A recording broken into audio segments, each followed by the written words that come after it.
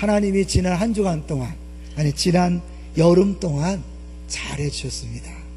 몇 가지만 함께 나누도록 하겠습니다. 제일 먼저 오늘로써 우리 준비된 여름 사역이 다 마쳤습니다. 아시죠? 이제 오늘로써 책세요. 우리 조승범 목사님이 마지막 새벽기도 함으로 말미암아 성경학교 수련회 단기선교 책세회가 다 마쳤습니다. 111년 만에 찾아온 무더위 속에서도 자기가 있어야 될 자리를 잘 지켜주심으로 모든 여름 사역이 은혜 가운데 잘 마쳐짐을 감사하고 수고하신 모든 분들에게 다시 한번 큰 박수를 치고 싶습니다. 우리 서로 위해서 한번 박수 한번 하겠습니다. 수고했죠? 수고했죠? 우습게 하지 마세요. 굉장히 수고했어요. 잘하셨어요. 두 번째로는 지난 주일부터 화요일까지 안산기독교연합회 주최로 안산시 복음화 대성회가 있었습니다. 우리 교회에서 헌금위원으로 또 강사 접대로 여러 가지 또 헌금 개수로 수고하신 분들이 있습니다. 대표로 가셔서 잘 섬겨주셔서 많은 목사님들 성도들이 좋아하는 모습을 봤습니다. 잘 섬겨서 감사하고요. 우리가 안산에 심어 놓으셨기 때문에 안산을 위해 기도해야 되는데 아마 여러분 이제 서명하는 게 있을 거예요. 저희 신천지가 우리가 부활절 때 연합 예배를 드렸던 스타디움에서 단체로 집회를 한다고 되게 속여서 신천지지 아닌 것처럼 해서 거기다 이렇게 집회를 한다고 했어요. 그래서 안산하고 인천이 허가를 줬습니다. 다른 지역은 허가를 안 해주기 때문에 못했는데 이 안산하고 인천이 담당자들이 허가를 내주고 취소 안 한다고 그랬어요. 그래서 우리가 지금 서명을 받고 있습니다. 여러분 사실은 안산과 인천이 세월호 때문에 아픔 당한 거 아시죠? 구원파라는 그런 이단 때문에 많이 어려움을 당했는데 이 신천지 때문에 어려움을 당해서는 안 되겠어요. 그래서 인천과 안산이 연합해서 기도하면서 함께 공동 대체 나가는데 여러분의 서명이 도움이 될 수 있습니다. 기도해 주시면 감사하겠습니다. 그리고 협력해 주십시오. 세 번째로는 제가 이제 휴가를 통해서 하나님 많은 은혜와 힘을 주셔서 재충전할 수 있었습니다. 하나의 그런 비유로 이렇게 말씀을 나눠보려고 그래요. 수요일도 자꾸 말씀드렸는데 막대기가 있다면요. 쉽게 막대기라고 했을 때 이게 막대기예요. 이 막대기를 칼이나 도끼나 톱이나 도구를 사용하지 않고 작게 만드는 방법이 뭘까요? 건드리지 않고 작게 만드는 방법 뭐겠습니까? 이 나무 옆에 긴 나무를 갖다 놓는 거죠. 그럼 상대적으로 작아지는 거죠. 나 이거를 들으면서요, 그렇구나. 제가 사실은 똑같은 원리는 아니지만 휴가를 보내면서 다른 교회도 가보고 또 여행도 가면서 우리에게 주신 것이 얼마나 좋고 풍성한 것인가를 알게 했어요. 그래서 상대적으로 하나님께서 받은 복이 크다는 것을 다시 한번 깨닫고 더 기쁨으로 즐거움으로 다시 시작하자, 이런 깨달음, 결단이 있었어요. 이것이 또 하나의 하나님의 휴가를 통한 은혜를 생각하고 다시 한번 새롭게 시작할 수 있게 하심을 감사합니다. 여러분 기도해 주시고 제가 없는 동안 모든 역할들을 잘 감당해 주셔서 감사합니다. 자, 이제 오늘 제목을 볼까요? 오늘 제목이 뭡니까? 감사와 기대. 감사와 기대. 여러분 어떤 내용을 할 것 같아요? 오늘 본문을 보면서 감사와 기대 어떻게 연결되는 것 같아요? 한번 궁금증을 가지고 한번 진행했으면 좋겠습니다. 오늘은요, 아주 특별한 날입니다. 왜 특별한 날일까? 특별히 우리 교회 역사에 아주 특별한 날입니다. 왜 그럴까요? 2006년 8월 마지막 주에 기쁨의 동산교회 이름으로 첫 예배를 드렸어요. 이곳에서. 그때가 8월 27일이에요. 오늘 며칠일까요? 8월 26일. 그러니까 딱 꽉 찬 만 12년을 하나님께서 기쁨의 동산교회를 인도하신 거예요. 제가 만 12년을 계산해 보니까요, 4380일이야. 무려 4380일 동안 하나님 우리 교회와 함께 하셔서 여기까지 오게 하셨습니다. 하나님의 은혜입니다. 지금까지 지내온 것, 교회를 세워주심도 은혜지만 12년 동안 큰 어려움 없이 붙들어 주신 것들이 감사하고, 전국 각지에서 필요한 사람들을 불러 모아셔서 든든한 일꾼을 세워주심으로 우리 교회가 교회다운 교회로 우뚝 서게 하심을 감사합니다. 모든 것이 주의 은혜로 알고 감사하면서 주 앞에 영광을 돌립니다. 그런데 오늘 제목이 뭐라고요? 감사와 기대. 너무 신기하게 딱 맞죠. 일부러 정한 게 아니라 우리 이제 부교육자들이 본문을 정하고 이 본문을 갖고 함께 제목과 대지를 정하는 중에 오늘 제목을 정했어요. 그런데요, 오늘 본문 내용은 만만치 않습니다. 한마디로 뭐에 대한 얘기예요? 헌금, 11조에 대한 얘기예요. 이 얘기만 나오면 미리 마음을 닫는 사람이 있어요. 근데 여러분께 제가 흥분하지 않도록 기도해 주세요. 흥분하면 여러분한테 막 헌금 내라고 하는 것 같은데, 아니, 그 얘기가 아니에요. 여러분. 절대로 마음을 닫지 말고 오늘 본문을 있는 그대로 보시면 나중에 결론에 어마어마한 복음, 우리가 잘 알고 있는 복음이 무엇인가를 발견할 수 있어요. 자, 이제 오늘 5절을 한번 볼까요? 우리가 정한 본문 5절을 한번 읽어볼게요. 시작.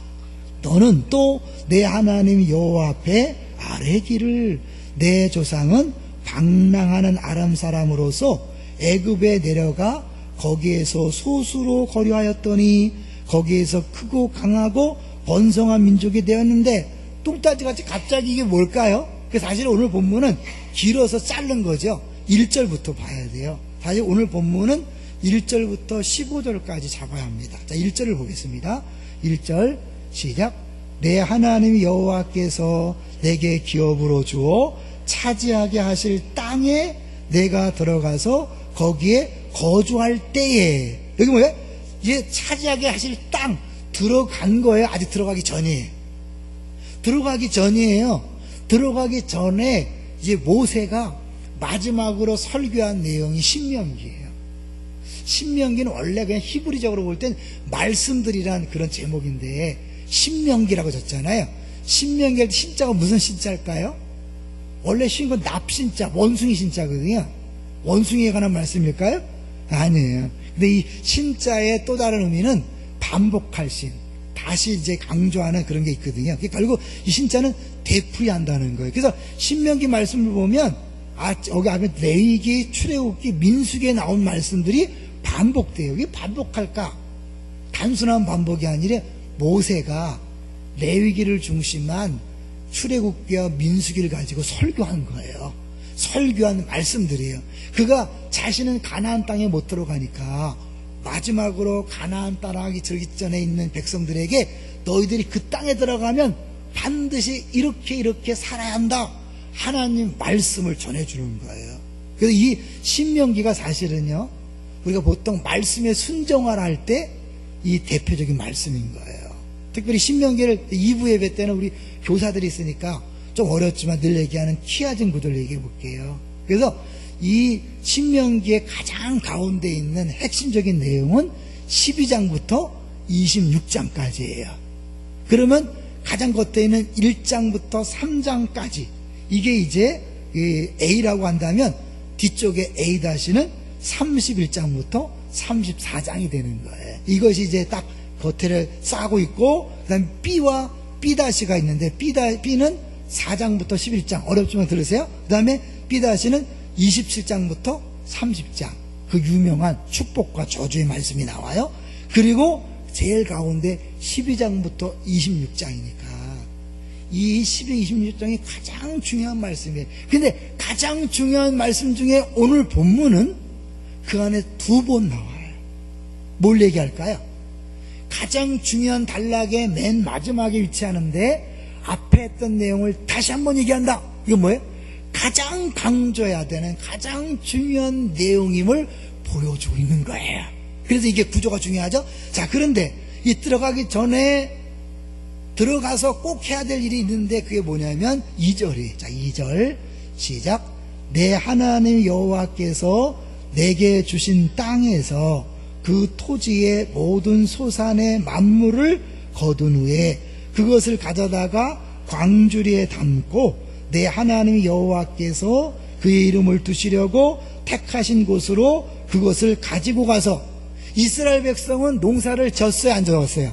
안 져봤죠? 광야 40년 광야 생활했고요. 애굽에서도 목축을 그랬고 농사를 안 졌어요.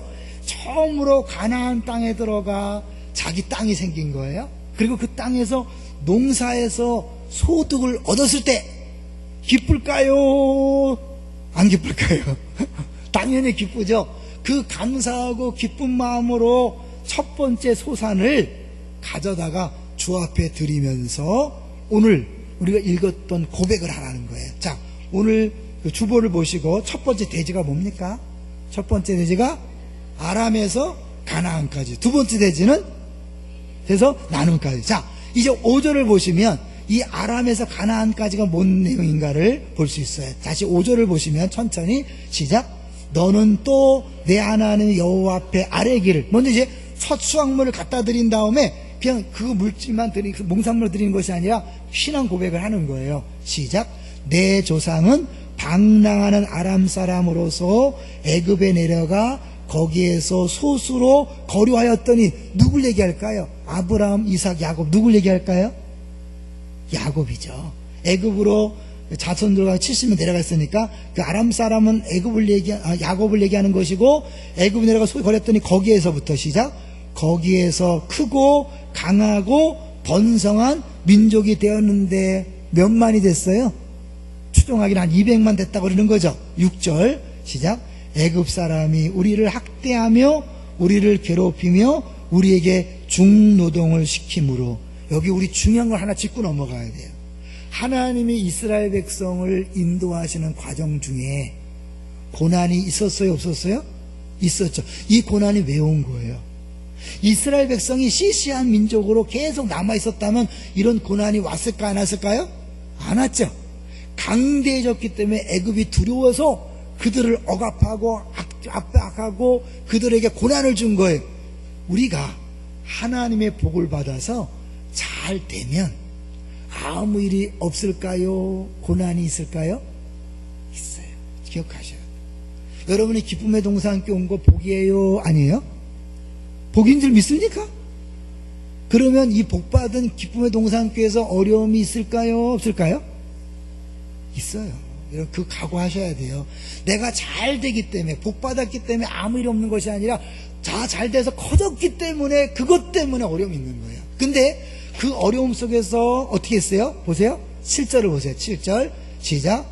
우리가 우리 조상의 하나님 여호와께 부르짖었더니 여호와께서 우리 음성을 들으시고 우리의 고통과 신고와 압제를 보시고, 우리가 그것을 듣고 부르짖을 때 하나님이 그걸 들으시고 어떻게 해요? 8절 시작. 여호와께서 강한 손과 편팔과 큰 위엄과 이적과 기사로 우리를 애굽에서 인도하여 내시고 우리의 부르짖음을 들으시고 고난의 문제를 해결하신 다음에 이제 뭐예요? 애굽에서 건져내서 가나안 땅에 들어가셨다는 거예요. 하나님이 하나님의 백성을 인도하는 과정 중에 고난이 있어요. 아픔이 있어요. 그럴 때 뭐 하셔야 돼요? 부르짖는 거예요. 기도하는 거예요. 그 하나님께서 응답하셔서 역사, 이게 뭐예요? 하나님 백성을 인도하는 스타일을 보여주는 거예요. 자, 그 결국 결론이 뭐예요? 9절. 이곳으로 인도하사 이 땅 곧 젖과 꿀이 흐르는 땅을 주셨나이다. 농산물을 갖고 오면서 뭐예요? 이 땅을 주셨음을 먼저 감사하는 거예요. 그 다음에 뭐예요? 이 땅을 주신 것도 감사한데 10절 시작. 여호와여 이제 내가 주께서 내게 주신 토지 소산에 만물을 가져왔나이다 하고 너는 그것을 내 하나님 여호와 앞에 두고 내 하나님 여호와 앞에 경배할 것이며 뭐예요? 내가 주께서 내게 주신, 앞부분은 뭐예요? 내게 주신 땅에서 내게 주신 토지의 소산을 가져왔나이다. 땅을 주신 분도 하나님이요, 그 토지에서 소산을 얻게 하신 도 하나님이다. 다 하나님 주셨다는 걸 고백하는 거예요. 무려 1절부터 쭉 자세히 보면 6번이나 주셨다는 거예요. 그게 뭐예요? 주셨다는 건 뭐예요? 은혜로 받았다는 거죠. 그거를 감사함을 고백하면서 드리라는 거예요. 그것이 사실은 하나님을 경외하는 것을 배워가는 과정이에요. 자, 아까 한 번 더 나온다 그랬죠. 비슷한 내용이 14장에 나와. 12장부터 26장이 핵심인데 이 14장에 한 번 더 나온다니까요. 자, 14장 가볼게요. 14장. 14장 22절부터 보세요. 자, 22절 시작. 너는 마땅히 매년 토지소산에 쫄을 드릴 것이며, 매년 드리는 거예요. 자, 23절. 내 하나님 여호와 곧 여호와께서 그의 이름을 두시려고 택하신 곳에서 내 곡식과 포도주와 기름의 11조를 먹으며 또 내 소와 양의 처음 난 것을 먹고 내 하나님 여호와 경외하기를 항상 배울 것이니라. 뭘 배운다고요? 하나님은 경외하기를 배워가는 거예요. 그러니까 우리가 이 헌금을 하는 건요, 매번마다 뭐예요? 하나님이 내게 일할 수 있는 일터를 주시고 직장과 사업장을 주시고 그곳에 소득을 얻을 수 있도록 은혜 주신 것을 감사하여 고백하면서 드리는 거예요. 그래서 재미난 건 뭐예요? 먹으래. 무슨 말이야? 사실 이제 그 당시에 11조를 내는 것은 단순히 그냥 내고 끝나는 게 아니라 이 땅에서 소득이 없는 레위인과 가난한 사람들, 나그네, 고와 가부와 함께 먹는 거예요. 그러니까 이 결국 하나님께서 주신 것은 우리만 먹으라는 것이 아니라 없는 사람과 함께 나누라고 주신 거라는 거죠. 그게 좀 이따 얘기했지만 드림에서 나눔으로 연결되어야 그것이 하나님의 계명을 온전히 지키는 거예요. 이해되시죠? 자, 이제 넘어가서 우리 11조 규례에서 28절로 가볼게요. 매년 11조를 드리고 또 11조를 드리래요. 무서워. 28절 볼게요. 28절 시작. 매 3년 끝에 그의 소산의 10분의 1을 다 내어 내 성읍에 저축하여. 매년 드리는 거 말고 3년마다 또 11조를 내래요. 뭐 때문에? 29절 시작. 너희 중에 분깃이나 기업이 없는 레위인과 내 성중에 거류하는 객과 및 고아와 과부들이 와서 먹고 배부르게 하라. 그리하면 내 하나님 여호와께서 내 손으로 하는 범사에 내게 복을 주시리라. 어떻게 하라고 그래? 3년마다 11조를 떼내서 레위인, 왜? 레위인들 땅이 없잖아요. 농사를 못 짓잖아요. 그리고 고아들, 과부들, 나그네들, 그들은 소득이 없기 때문에 그들과 함께 먹을 수 있게 하라. 그들에게 나누어줘라. 그들에게 줘라. 그럴 때 뭐예요? 범사에 내게 복을 주시리라. 우리가 잘 아는 삼중축복. 내 영혼이 잘된 같이 범사에 잘되고 강건하기를 원하노라. 자, 여기서요, 여러분, 예수 믿으면 복 받습니다. 맞아요? 틀려요? 이 복이라면 또 알레르기 반응을 일으키는 사람이 있어요. 기복주의가 어떻고 그러는데요, 기복주의가 문제지 성경은 처음부터 마지막까지 복에 대해서 얘기해요. 로고스 바이블이라고 성경 프로그램이 있는데 축복과 저주라는 개념을 뽑잖아요. 창세기부터 요한계시록까지 거의 모든 성경에 축복과 저주에 관한 내용이 나와요. 그 축복과 저주의 내용의 근거가 뭐냐면 바로 이 신명기에 있는 거예요. 여러분 잘 아시죠? 신명기 28장. 근데 그 축복과 저주의 그 분기점은 딱 하나야. 순종하면 축복, 불순종하면 저주. 근데 그 순종은 뭐예요? 뭐에 대한 순종일까요? 목사에게 순종하라가 아니에요. 하나님 말씀에 순종하는데 그 하나님 말씀을 구체적으로 본다면 신명기 12장부터 26장이에요. 그래서 시편 1편에 보면 뭐예요?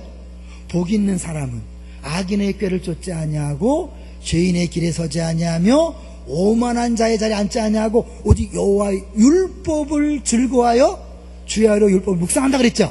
그 율법이 뭐겠어요? 이 12장부터 26장인 거예요. 그러니까 그 율법을 묵상할 때 뭐예요? 그 사람이 복 있는 거예요. 행사가 다 형통하리로다. 범사 형통이잖아요. 예수님은 복 있는 사람은 심령이 가난한 자는 복 있나니 애통하는 자. 예수님 복 얘기했죠. 요한계시록과 다 복이란 말이니까 그러니까 축복과 저주가 성경 전체에 흐르는 핵심 주제예요. 근데 축복받으려면 순종해야 되고 불순종하면 저주다. 실제로 이스라엘 백성이요, 순종했을까요? 불순종했을까요? 이 가나안 땅에 들어가기 전에 너희 들어가면 이렇게 순종하고 명령대로 행했다고 그렇게 고백하고 헌물을 드려라 그랬는데 실제로 그들이 가나안 땅에 들어가서 순종했을까요? 불순종했을까요? 불순종했어요. 그래서 결론이 어떻게 나갔어요? 바벨론 포로로 끌려갔잖아요. 그러니까 성경 전체 이스라엘 역사를 해석하는 기준이 뭐냐면 이 신명기예요. 신명기 말씀대로 안 했기 때문에 그들이 저주를 받고 심판을 받고 포로로 끌려간 거예요. 선지자들이 계속 얘기하는 게 뭐예요? 내용을 보면 다 이 신명기 말씀대로 살지 않은 것에 대하여 계속 얘기하는 거예요. 시가서, 시편, 잠언, 전도서 모든 내용들이 다 뭐냐면 이 내용을 근거로 이야기하는 거예요. 어마어마한 거죠. 너무 복잡한 얘기하니까 힘들다, 그죠? 지나가겠습니다. 그럼 이런 걸 좋아하시는 분이 있어서 잠깐 얘기한 거예요. 자, 그 다음에 다시 오늘 본문으로 가볼게요. 자, 본문으로 가볼 거예요. 신명기 26장. 이제 10절에 내 안에 경배할 것이며 이 11절이 중요해요. 자, 26장 11절에요. 하나님 앞에 드리는 것이 끝나는 것이 아니라 11절 시작. 내 하나님 여호와께서 너와 내 집에 주신 모든 복으로 말미암아 너는 레위인과 너희 가운데 거류하는 객과 함께 즐거워할지니라. 반드시 하나님께 드림은 이웃과의 나눔이 연결되는 거예요. 그러니까 이웃과의 나눔이 이루어지지 않으면 뭐예요? 하나님 앞에 드린 것도 가짜라는 거예요. 알죠? 계명을, 하나님의 계명을 간단히 줄이면 뭐예요? 쉽게 해서 하나님을 사랑하라, 이웃을 사랑하라, 다 알고 있는 거죠. 결국 하나님 사랑과 이웃 사랑은 뗄래야 뗄 수 없는 건데 그 하나님 사랑과 이웃 사랑을 신명기 26장에서 아주 구체적으로 보여주는 거예요. 네 만물을 가져와서 드려라. 그러면서 어떻게 이 모든 것들이 하나님 주신 땅에서 하나님 주신 소산을 갖고 왔습니다 라고 그렇게 고백하면서 드리라는 거예요. 제가 이번에 연변에 갔었는데요, 그 연변에 알고 봤더니 만주 벌판이더라고요. 몰랐어요. 만주 벌판. 왜 벌판이었을까요? 황무지야. 거기에 일제시대 때 쫓겨가신 우리 조상들이 그 땅을 개간했더라. 아주 살기 좋은 땅으로. 그리고 그 일본 놈들 앞에서 그 싸워서 지켰어요. 그 기획하더라고요. 그 가이드가 우리 조상들이 가꾸고 지킨 땅이라고. 감동이 되더라고요. 근데 그런 생각을 해봤어요. 야, 내가 만약 그때 태어났더라면 어땠을까? 너무너무 끔찍한 거 있죠. 지금 태어난 게 너무너무 마음껏 신앙생활하고 마음껏 살 수 있는 이 땅에 이거 태어난 게 얼마나 감사한 건데 그 얘기 한 거예요. 비교적으로 너무 감사했어요. 여러분, 우리에게 주신 직장과 사업장 그냥 우습게 보지 마십시오. 누가 주신 거예요? 하나님이 주신 거예요. 그 직장 사업장 갖고 싶어도 갖지 못하는 분 많이 있어요. 어떤 분은 사업장이 있는데 소득이 없어요. 부도의 위기가 있어요. 직장 생활하는데 월급이 안 나와요. 그럴 수 있어요. 그런데 내가 매번 월급을 타고 또 사업해서 소득이 있다는 건 뭐예요? 하나님 주신 은혜인 줄로 믿습니다. 그 감사함을 갖고 주 앞에 헌금을 드리고, 그리고 뭐예요? 그걸 끝나는 게 아니라 이제 뭐예요? 내게 주신 그 부유함을 어려운 이들과 나누는 것, 이것이 하나님이 우리에게 준 계명이고 말씀인 거예요.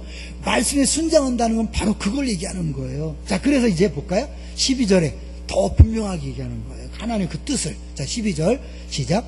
셋째 해 곧 11조를 드리는 해에 내 모든 소산의 11조 내기를 마친 후에 그것을 레위인과 객과 고아와 과부에게 주어 내 성읍 안에서 먹고 배부르게 하라. 여기서 중요한 단어, 과부에게 뭐해? 주어. 왜 내 걸 주라고 해요?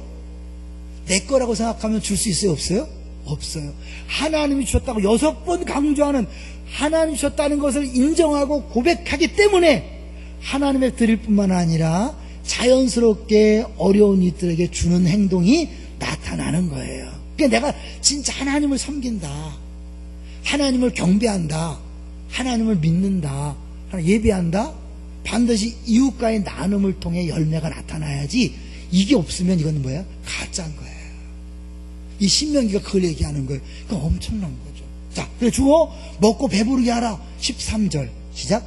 그리할 때에 내 하나님 여호와 앞에 아뢰기를 내가 성물을 내 집에서 내어 레위인과 객과 고아와 과부에게 주기를 주께서 내게 명령하신 명령대로 하였사오니 내가 주의 명령을 범하지도 아니하였고 잊지도 아니하였나이다. 13절에 명령이라는 단어가 몇 번 나와요? 3번. 내게 명령하신 명령대로 내가 주의 명령을, 이게 명령이에요. 명령은 배반하면 어때요? 순종하면 어때요? 사형이죠. 동의하시나요? 여러분, 이거는 권고사항이 아니에요. 야, 니네 그냥 좀 나눠주고 살아라, 이게 아니에요. 반드시 행하라는 거예요. 아니면 죽는다는 거죠. 그것을 28장에 보면, 신명기 28장에 축복 저주 나오잖아요.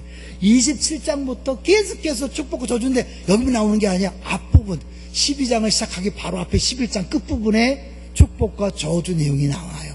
앞뒤로 축복과 저주를 딱 집어넣고 12장부터 26장까지 이 말씀을 하는 거예요. 의미가 있겠죠. 여기서 이제 우리가 조금씩 불안해지기 시작하는 거죠. 네?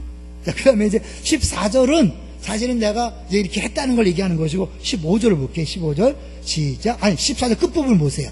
끝부분에 내 하나님 여호와의 말씀을 청종하여 주께서 뭐한 대로 내게 명령하신 대로 다 행하였사오니, 명령한 대로 다 행하였사오니, 엄청난 거예요. 그랬을 때 결과적으로 15절 시작. 원하건대 주의 거룩한 처소 하늘에서 보시고 주의 백성 이스라엘에게 복을 주시며 우리 조상들에게 맹세하여 우리에게 주신 젖과 꿀이 흐르는 땅에 복을 내리소서 할지니라. 이렇게 내가 할 일을 다 했을 때 뭐예요? 하나님 앞에 나가서 담대하게, 하나님 내가 할 바를 다 했습니다. 그러니 이제 우리에게 또 복을 주세요. 이미 받은 복에 감사하여 하나님 앞에 드리고 하나님 명령을 따라 이웃에게 나눠준 다음에, 하나님 보셨죠? 우리가 하나님 명령대로 다 했어요. 이제 뭐예요? 그러니 하나님 또 복 주세요. 그런 거예요. 이게 원리예요. 근데 어디다 복을 주나 보세요. 주의 백성 누구에게? 이스라엘에게 복을 주시고 우리 조상들의 맹사에 우리가 주신 젖과 꿀이 흐르는 뭐에? 땅에 복을 내리소서. 이스라엘 백성과 땅에 뭘 얘기하는 거예요? 여러분 자세히 보세요. 아브라함에게 언약할 때 내 자손이 하늘의 별처럼 자손에 대한 복과 네가 보는 땅을 주겠다. 자손과 땅은 뭐예요? 아브라함의 언약의 핵심 내용이에요. 그러니까 결국 이것은 언약에 근거한 하나님의 명령인 거예요. 언약이 뭐죠? 여러분 잘 알죠? 언약이 뭐예요? 내가 너의 하나님이 된다. 하나님, 우리 하나님은 뭐예요? 하나님이 나의 주인이니까 명령을 따라야 돼, 안 따라야 돼요? 따라야 되는 거예요. 그 명령 여기 뭐예요? 만약에 이게 조직폭력배 새끼 조폭해서 두목의 말을 안 따르면 어떻게 되는 거예요? 야, 이 새끼 나가. 너 나 책임 안 져. 너 다른 사람 너도 공격했는데 책임 안 져. 근데 뭐예요? 내 명령을 따르는 한 내가 너를 책임질게. 이런 거잖아요. 좀 비유가 좀 그렇죠? 하나님을 하나님 흑이는 그 명령을 목숨 걸고 지켜야 되는 거예요. 그럼 하는 뭐야? 하나님은 목숨 걸고 우리를 보호하는 거예요. 우리를 지키는 거예요. 공급하는 거예요. 할렐루야. 이게 언약이잖아요. 그 언약에 근거해서 명령했으니까 명령대로 지켜야 되는데 안 지킨 거예요. 그 선지자들이 계속 얘기하는 거예요. 언약을 어겼다.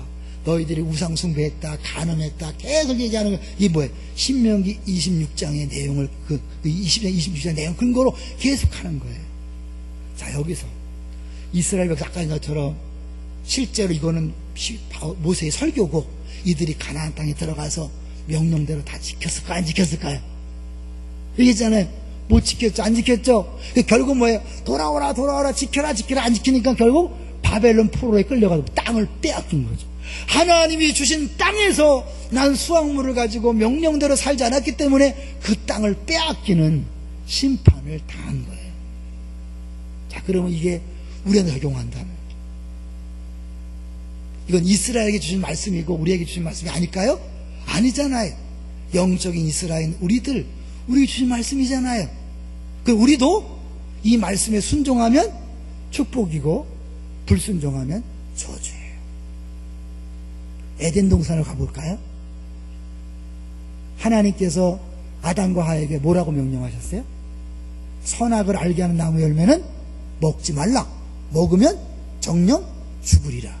그게 생명과 죽음의 문제예요.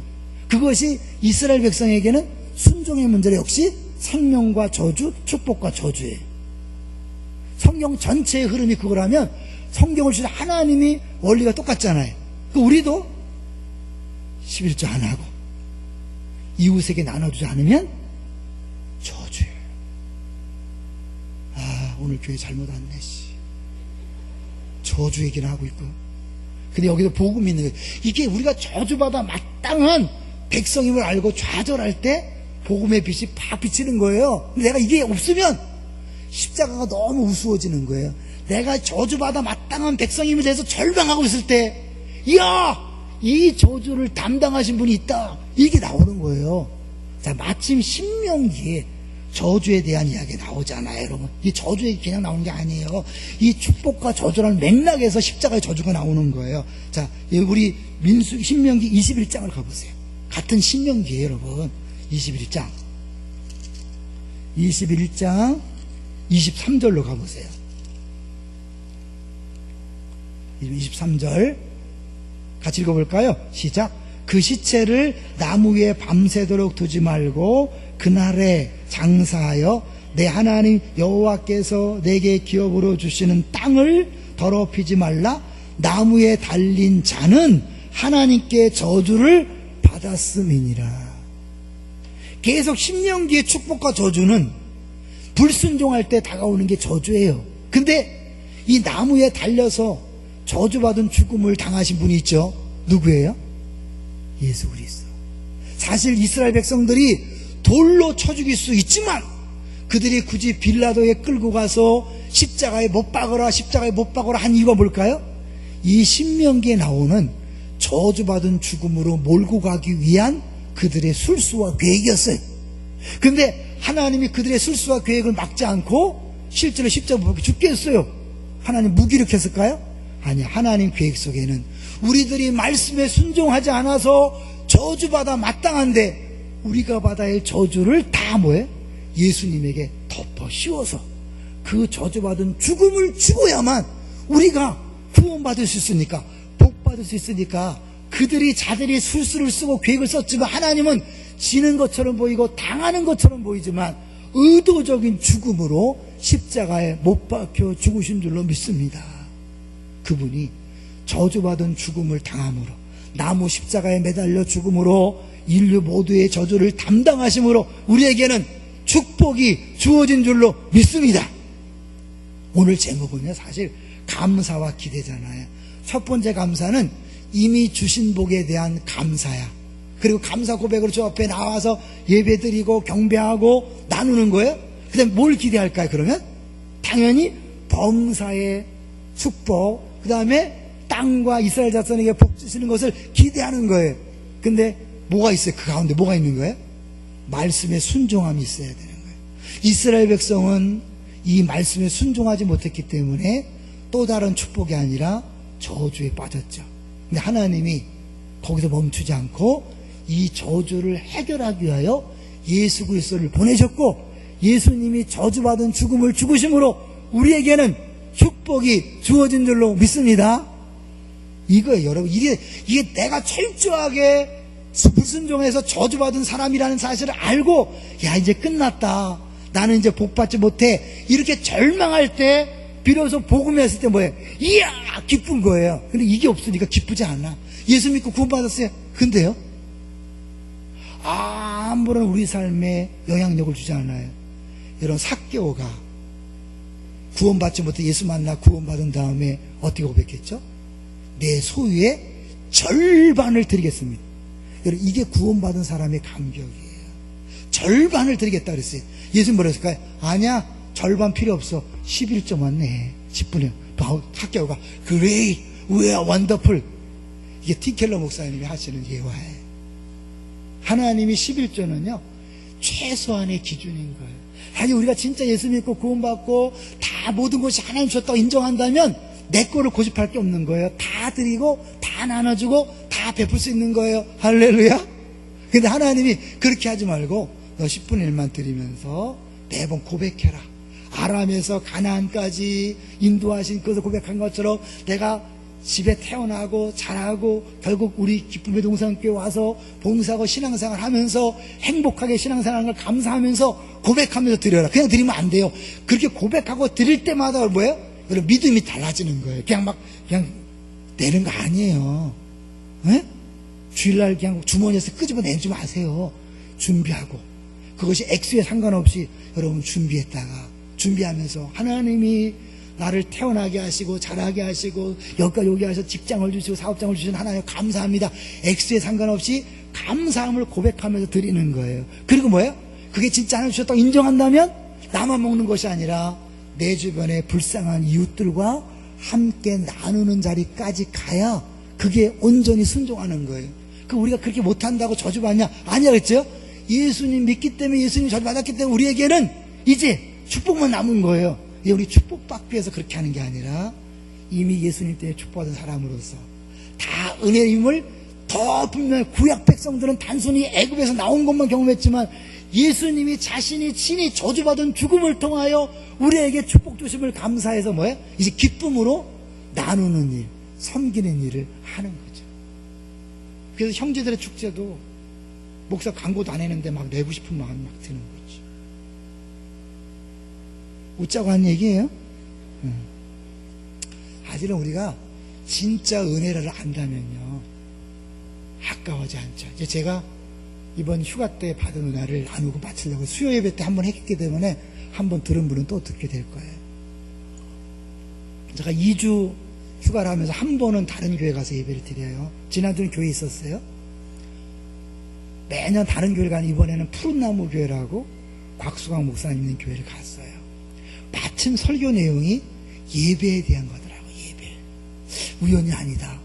하나님 나에게 예배를 말씀하시는구나. 그래서 제가 예배자가 되자. 그래서 그때부터 계속 그 순간순간마다 예배자가 되자. 예배자가 되자. 예배 시간뿐만 아니라 매 순간. 그러고 나서 이제 5일 동안 우리 장로님들하고 연별을 가게 됐어요. 거기서 북한 사역하시는 분을 만났는데 이분이 이런 얘기를 하는 거예요. 많은 얘기 중에 저한테 계속 예배에 대해 묵상하다 보니까 많은 이야기 중에 저에게 꽉 꽂힌 얘기가 뭐냐면 사실은 이 실제적인 구루터기들 있죠. 북한에서 신앙생활 하던 사람은 남한에 내려올까 안 내려올까요? 거의 안 내려온대요. 이 땅에 심으셨다고 믿고 그들은 거기서 순교할 각오를 하고 신앙생활 하는 거예요. 안 내려와요. 대개 안 믿는 사람들이 나왔다가 예수 믿는 거고요. 거기서 사람들 중에 특별히 사역자를 만들기 위해서 세 사람을 뽑아서 이제 그 중간 과정은 여러분 인터넷이기 때문에 말할 수 없어요. 비밀을 지키게 하고 어쨌든 세 사람을 사역자로 쓰기 위해서 우리는 항상 신학교에 보낸 거예요. 한 사람이 1년 만에 나 북한으로 돌아가고 싶다. 왜? 뭐 불편한 게 있습니까? 아닙니다. 모든 게 풍족하고 좋습니다. 그런데 단 하나 예배다운 예배를 드리고 싶어서 가고 싶다는 거예요. 신학교를 다니지만 신학교에 예배가 없고 아무리 유명한 교회를 다니지만 예배다운 예배를 드릴 수 없었다는 거예요. 그래서 이 사람은 좀 별난가 그랬대요. 또 한 사람은 2년 만에 얘기를 했는데 그 사람도 역시 예배다운 예배가 갈급해서 북한을 가고 싶습니다. 그러더래요. 또 한 사람은 3년 만에 그런 고백을 똑같은 고백을 하더라고요. 제가 그 얘기를 듣고 충격을 받았어요. 저들이 말하는 예배란 뭘까? 그리고 그분이 그런 얘기, 자기가 한 번은 북한에 가서 실제로 예수 믿는 사람들이 처형당하는 장면을 보게 됐대요. 축제를 벌리더래요. 축제가 한창일 때 군용 트럭이 싹 들어오더니 뭘 집어 던지더래. 무슨 쌀자루인 줄 알았대요. 무슨 자루인 줄 알았더니 예수 믿는 사람 꽁꽁 묶어서 그냥 던져버리는 거예요. 그걸로 끝나는 게 아니라 군인들이 내려오더니 개머리판으로 막 짓이기고 구두발로 막 짓이기더래요. 알고 봤더니 예수 믿는 사람들이 죽을 때 찬송하고 주님 부르고 할렐루야 하니까 그렇게 못하게 하려고 입을 짓이기는 거예요. 그들의 죽는 모습 봤는데 절대 두려움도 없고 아주 편안하게 죽더랍니다. 그 군중들 속에는 지하교인들이 많이 있는데 단 한 사람도 요동하거나 오열하지 않고 편안하게 다 보더랍니다. 어디서 그런 힘이 있을까요? 그들이 말하는 그 예배, 정말 하나님의 은혜에 감격해서 하나님을 정말 사랑하는 마음으로 예배하는, 그들의 예배는 찬송도 없을 거예요. 말씀도 없을 거예요. 근데 그들은 진짜 하나님을 사랑하는 마음으로 모였기 때문에 예배에 감격이 있고 그 감격이 언제 발각나면 죽을 수 있는 그 자리로 가게 만드는 힘인 거죠. 왜 우리가 나누지 못할까요? 왜 우리가 섬기지 못할까요? 왜 손해보지 못할까요? 왜 희생하지 못할까요? 진짜 은혜를 몰라서 그렇죠. 이미 은혜를 받았는데 그 감격을 모르기 때문에, 그 기쁨을 모르기 때문에 우리 안에 너무 시시한 삶이 있는 건 아닐까요? 그때부터 저에게 도전이 되었어요. 저들이 경험한 예배란 뭘까? 나는 정말 그런 예배를 드리라. 내가 담임 목사로서 내가 먼저 그런 예배자가 되지 아니하면 어떻게 우리 교회에 그런 예배가 있을까? 저게 가장 큰 도전이었어요. 사모하고 갈망하겠어요. 우리 부교육자들과 나누고 수예배 때 나눴어요. 여러분과 주일날 또 함께 나눕니다. 여러분 진짜 하나님을 예배하십니까? 정말 감사해서 기뻐서 감격해서 예배를 드리십니까? 그런다면 여러분의 소유가 내 것이라고 고집하지 않게 될 것입니다. 자연스럽게 이웃과 나눌 것이고 그들을 섬길 것이고 베푸는 삶으로 열매가 나타나게 될 것입니다. 그렇지 못한 우리를 볼 때마다 자기 돌이킵시다. 내가 진짜 복음을 아는가? 내가 진짜 은혜를 아는가? 난 정말 하나님을 사랑하는가? 내가 십자가의 의미를 아는가? 한번 점검하고 정말 진짜 예배자가 되고 진짜 섬기는 자가 되고 진짜 영적 아비가 되는 우리 모두가 되시기를 주의 이름으로 축원합니다. 이제 우리 주보 하나 보세요. 여러분 주보 맨 앞면을 보세요. 여러분 한번 나누고 싶은 게 있어요. 우리 주보 맨 앞면에 보면 비전이 나오고 목표가 나와요. 여러분. 첫 번째 목표가 뭡니까? 한번 읽어볼까요? 시작. 드림과 나눔, 보살핌 있는 기쁨이 가득한 가족 공동체. 오늘 대지, 두 번째 대지가 드림과 나눔이죠. 결국 우리 교회를 하나님께 세우시고 우리가 추구하는 목표가 오늘 본문에 나와 있는 거죠. 다시 시작하려고 합니다. 13년 차를 시작하면서 하나님 앞에 진짜 하나님 찾으시는 그 교회가 되기를 원합니다. 저는 목사다운 목사, 여러분 성도다운 성도가 되어서 정말 우리가 온전한 예배자, 섬기는 자, 영적 아비가 됨으로 우리 때문에 안산이 변하고 민족이 변하고 열방이 변하는 그런 역사가 나타나기를 주의 이름으로 축원합니다.